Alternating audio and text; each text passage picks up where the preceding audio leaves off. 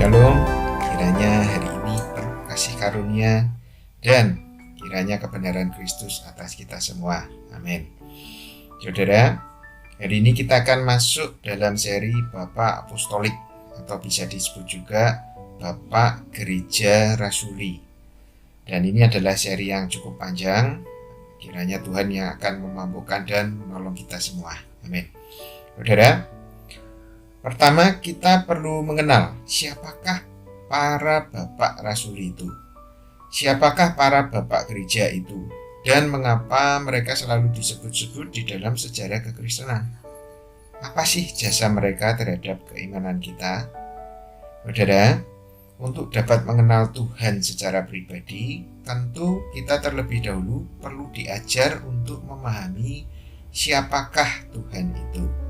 Nah, dalam dunia modern ini, kita diajar untuk memahami Tuhan oleh para pendeta kita, maupun juga para pembimbing rohani kita. Nah, sekarang pertanyaannya adalah, dari mana para pendeta kita memperoleh pemahaman firman Tuhan? Nah, berangkat dari pertanyaan tersebut, maka sebagai pengantar ringkas, kita harus pahami bahwa pengenalan kita akan Tuhan tidak serta-merta jatuh dari langit, tetapi melalui perjalanan waktu yang sangat lama. Kira-kira hampir 2000 tahun yang lalu setelah kenaikan Yesus Kristus, Roh Kudus turun dan memimpin jemaat melalui para rasul. Nah, para rasul Yesus adalah mereka yang dipilih sendiri oleh Tuhan Yesus menjadi murid-muridnya yang paling awal. Kemudian para rasul Yesus di dalam pimpinan Roh Kudus, mereka mulai mengabarkan dan menyampaikan Injil, yaitu kabar baik tentang kelahiran, pelayanan, pengorbanan, kebangkitan, dan kenaikan Tuhan Yesus. Para rasul adalah saksi-saksi yang turut serta melayani bersama dengan Yesus. Jadi mereka ini adalah saksi hidup yang secara langsung telah mengalami segala peristiwa bersama Tuhan Yesus. Kemudian para rasul meninggal dalam kesaksian mereka, yaitu mati oleh karena bersaksi atau biasa disebut sebagai mati martir, yaitu mati saat bermarturia atau bersaksi. Kemudian setelah para rasul meninggal, pengabaran Injil diteruskan kepada bapak rasuli, yaitu murid-murid langsung dari para rasul ini. Ada nama seperti Clement dari Roma, Ignatius, Polikarpus, Papias dari Hierapolis. Nah, setelah mereka mati, kemudian segala pengajaran Tuhan Yesus, baik dalam bentuk tertulis maupun tradisi, diturunkan lagi kepada para bapak-bapak gereja. Nah, pada era bapak-bapak gereja ini, biasanya para teolog membagi menjadi dua, yaitu Bapak Gereja sebelum Konsili Nisea tahun 325 disebut Ante Nicene Fader, dan Bapak Gereja setelah Konsili Post Nicene Fader, atau kadang dibagi berdasarkan bahasa, yaitu Bapak Gereja yang berbahasa Yunani dan ada juga Bapak Gereja yang berbahasa Latin. Kemudian dari para Bapak Gereja tersebut, segala pengajaran Tuhan Yesus diteruskan lagi sampai kepada kita melalui para pendeta-pendeta, para teolog, atau hamba-hamba Tuhan, yang mana mereka telah mendedikasikan hidup mereka bertekun dalam pengajaran para rasul ini. Dan dalam keseluruhan proses meneruskan pemahaman firman Tuhan ini, Roh Kudus dengan otoritas dan kedaulatannya yang sempurna adalah penulis dan pengajar firman Tuhan itu sendiri. Nah, Roh Kuduslah yang menjaga firman Tuhan ini sepanjang zaman, sesuai 2 Timotius 3 ayat 16.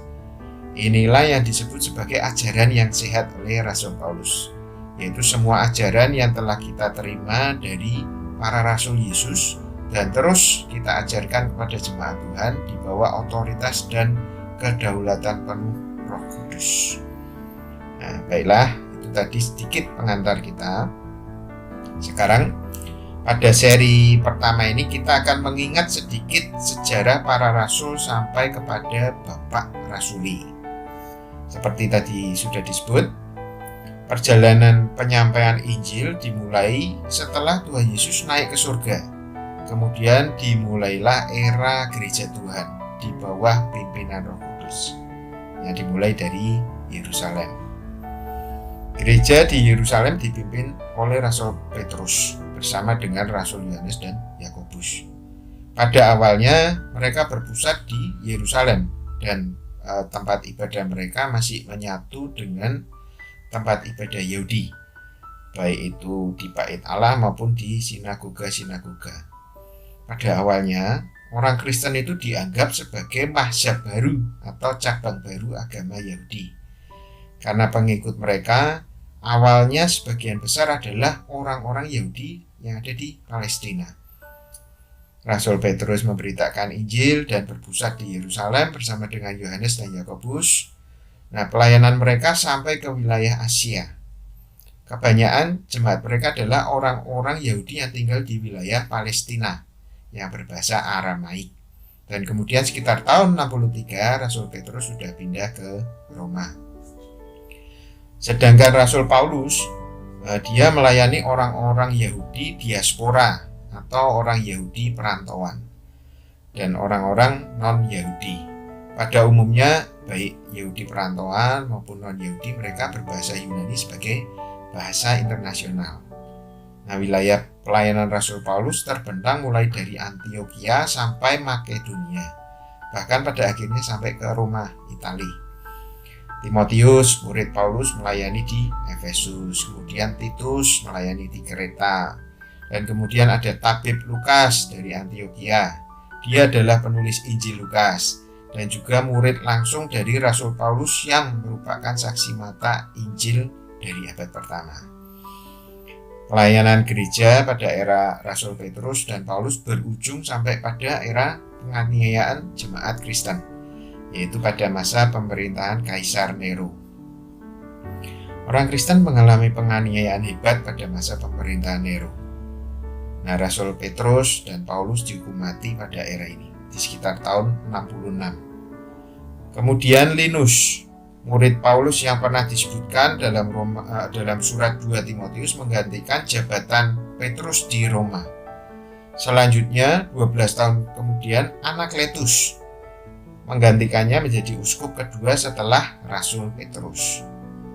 Nah, pada masa gereja Roma dipimpin oleh Linus, kemudian Anakletus, terjadilah sejarah besar, yaitu penghancuran Bait Allah kedua oleh Jenderal Titus pada tahun 70. Jenderal Titus sendiri adalah putra Kaisar Vespasianus yang telah merebut kekuasaan dari era Claudius Nero. Kemudian setelah Anakletus meninggal sebagai saksi atau martir Injil Kristus, Clement dari Roma menggantikannya.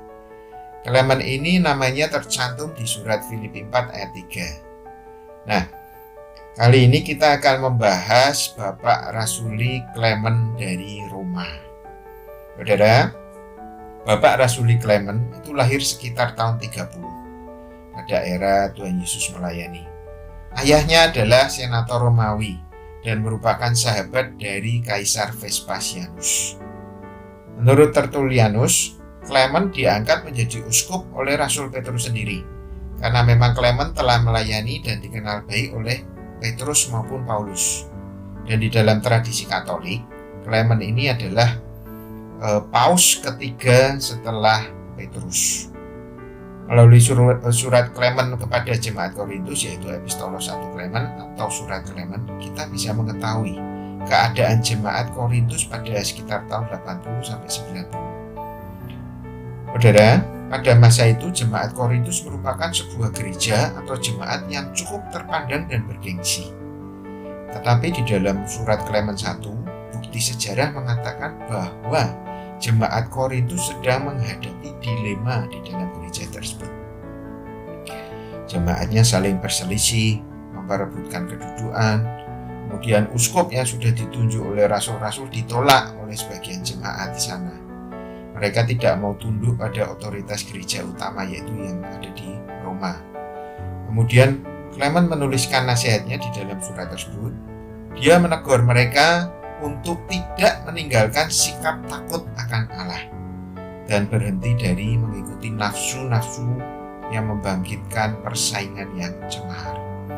Saudara, Clement juga menasihatkan jemaat untuk kembali menghormati pengorbanan Tuhan Yesus Kristus yang sudah mencurahkan darahnya bagi kita, yaitu dengan mengasihi dan menghormati para pelayan Tuhan. Itu nasihat Clement. Clement juga mengajak jemaat Korintus untuk mendidik orang-orang muda dan para wanita supaya hidup dalam takut akan Tuhan dan ada di jalan yang benar. Dan pada akhir suratnya, Clement meletakkan suatu prinsip kepemimpinan dan pemuridan Kristen. Dia mengatakan seperti ini. Di dalam suratnya, dia bicara, melalui perbandingan dan pembelajaran dari begitu banyak teladan yang agung, kita harus menundukkan diri dan mengenakan suatu sikap taat, yaitu ketertundukan diri kepada mereka yang memimpin jiwa kita, yaitu dengan mengakhiri segala perselisihan yang sia-sia ini. Dan kemudian kita akan dibebaskan dari segala aib dan mencapai tujuan yang telah ditentukan bagi kita. Saudara, melalui surat 1 Clement ini kita mendapatkan pelajaran berharga, yaitu kematangan rohani jemaat tidak dapat diukur dengan keunggulan jasmaniah yang nampak. Jadi seperti di awal disampaikan, gereja tersebut adalah gereja yang unggul. Kemudian sikap mementingkan diri sendiri, perpecahan dan persaingan menunjukkan ketidakmatangan sikap jemaat itu sendiri. Dan kita juga dapat mengerti bahwa awal perpecahan jemaat dimulai dengan sikap dengki dan persaingan, berusaha meraih pencapaian diri yang keliru, yaitu memperebutkan kebanggaan dan pujian manusia. Satu-satunya solusi yang ditawarkan Clement sebagai bapak jemaat adalah supaya jemaat kembali memiliki sikap rendah hati dan bersedia untuk menaati pelayan Tuhan yang sudah Allah tetapkan bagi jemaat tersebut. Selebihnya yang ada di dalam suratnya, Clement mengulang dan menekankan apa yang sudah disampaikan Rasul Paulus kepada jemaat Korintus 20 tahun yang lalu. Kemudian, menurut tradisi katakombe Katolik, Clement dicatat meninggal dunia sebagai martir atau saksi Injil Kristus. Tubuhnya diikat pada jangkar kapal dan kemudian dilemparkan ke dalam laut hitam dari atas perahu. Nah, saudara, kita akan terus lanjut mengenal siapakah para bapak-bapak gereja kita yang telah dengan setia melayani kabar Injil, sehingga kita sekarang boleh memahami dan mengenal siapakah Yesus Kristus secara pribadi. Sampai jumpa di seri berikutnya. Berkat Tuhan atas kita semua. Amin.